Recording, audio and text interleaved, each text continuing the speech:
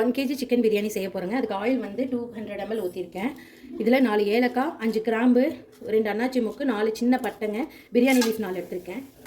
இது கூடவே சோம்பு ஒரு சிட்டிகை போட்டுக்கோங்க.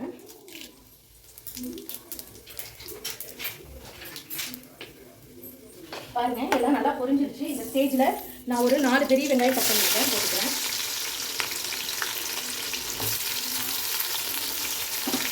நல்லா வதக்கலாம். இது நல்லா ப்ரௌனிஷ் கலரில் ஆகணுங்க. அதுக்கு பார்க்கலாம். ஆனியன் நல்லா ப்ரௌனிஷ் கலரில் ஃப்ரை ஆகணுங்க. ஆனதும் நான் இஞ்சி பூண்டு பேஸ்ட் ஆட் பண்ணிக்கிறேங்க. 1 2 3 நான் ஒரு 4 டேபிள் ஸ்பூன் இஞ்சி பூண்டு பேஸ்ட் ஆட் பண்ணிக்கிறேங்க. 4 டம்ளர் ரைஸுக்கு 1 kg சிக்கனுக்கு 4 ஸ்பூன் போடுங்க. நான் ஈக்குவலாக இஞ்சி பூண்டு ரெண்டுமே எடுத்துருக்கேன், அரைச்சி வச்சுருக்கேங்க.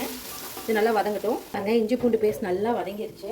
இந்த ஸ்டேஜில் ஒரு கை புதினாவும் கொத்தமல்லி எடுத்துக்கிறேங்க. 2 சேர்ந்து ஒவ்வொரு கை எடுத்துக்கோங்க.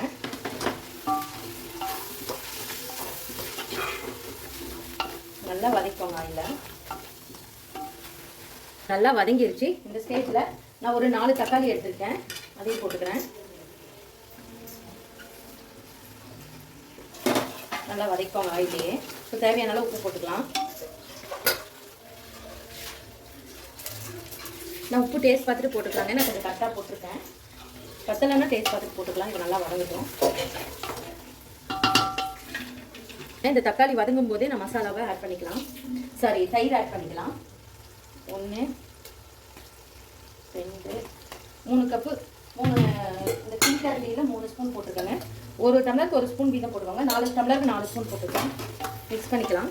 தக்காளி நல்லா கொலையே வந்துருச்சுங்க, தயிர் தக்காளியும். இப்போது நான் 2 tablespoon red chilli powder add பண்ணிக்கிறேங்க. அது கூடவே ஒரு 6 பச்சை மிளகாய் போட்டுக்கிறேன். கரம் மசாலா ஒரு 1/2 டேபிள் ஸ்பூன் போட்டுக்கிறேங்க. அவ்வளோதான் பிரியாணி மசாலா நம்ம ஆட் பண்ணியிருக்கோம். வேறு எந்த மசாலாவும் நம்ம ஆட் பண்ணலைங்க. நல்லா இந்த ஆயிலில் வதங்கிருக்கோம். மசாலா சிக்கன் எடுத்துருக்கேங்க, போட்டுக்கிறேன்.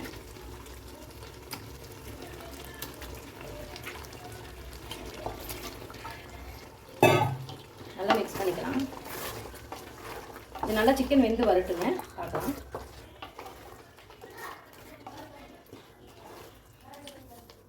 பார்க்கவே எவ்வளோ சூப்பராக இருக்குன்ட்டு நல்லா ஆயில் புரிஞ்சு நல்லா அப்பப்போ மிக்ஸ் பண்ணிக்கோங்க. சிக்கன் நமக்கு நல்லா வேகணுங்க.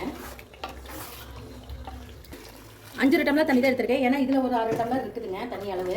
சிக்கன் தண்ணி வந்திருக்குல்லங்க. இது நல்லா கொதிக்கிட்டோம். அதுக்கப்புறம் நல்லா சிக்கன் வந்ததுக்கப்புறம் வேறு பாத்திரத்துக்கு மாற்றிக்கலாம். பாருங்கள், இப்போது நான் லெமன் சாறு ஒரே ஒரு லெமன் மட்டும் ஊற்றிக்கிறேன். இந்த ஸ்டேஜில் நல்லா மிக்ஸ் பண்ணிக்கோங்க. அவ்வளோதான். கறி ஒரு 2 நிமிஷம் வேகட்டுங்க. சிக்கன் நல்லா வெந்துருச்சு, தண்ணி நல்லா கொதிக்குது.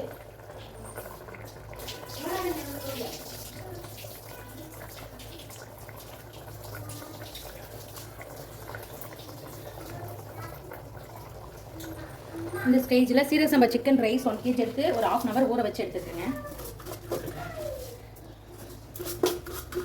ஆக்சுவலி ஃபஸ்ட்டு இந்த பாத்திரம் கரெக்டாக 3/4 கிலோ வேகுங்க, அதுக்கு மேலே வேகாது. அதுக்காக தான் நான் இந்த பாத்திரத்தை மாற்றிருக்கேன். இது கொஞ்சம் பெரிய பாத்திரம் தான். நல்லா மிக்ஸ் பண்ணிக்கலாம். தண்ணி நல்லா அப்சர்வ் ஆகுதுங்க, பார்க்கலாம். தண்ணி கொஞ்சம் அப்சர்வ் ஆகிடுச்சுங்க. இப்போ நான் க்ளோஸ் பண்ணி வச்சுக்கிறேன்.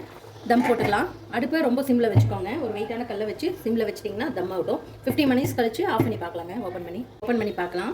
நான் வெயிட்டை எடுத்துக்கிறேன். பாருங்கள் எவ்வளோ சூப்பராக குக் ஆகிடுச்சுன்ட்டு. இப்போ தம் உடச்சிடலாங்க. பண்ணி பாருங்கள், ட்ரை பண்ணி பார்த்து கமெண்ட் பண்ணுங்கள். இந்த வீடியோ பிடிச்சிருந்தா லைக் பண்ணுங்கள், ஷேர் பண்ணுங்கள், மறக்காமல் சப்ஸ்கிரைப் பண்ணுங்கள். தேங்க்யூ ஸோ மச் ஃபார் வாட்சிங். ஒரு அருமையான சிக்கன் பிரியாணி ரெடிங்க.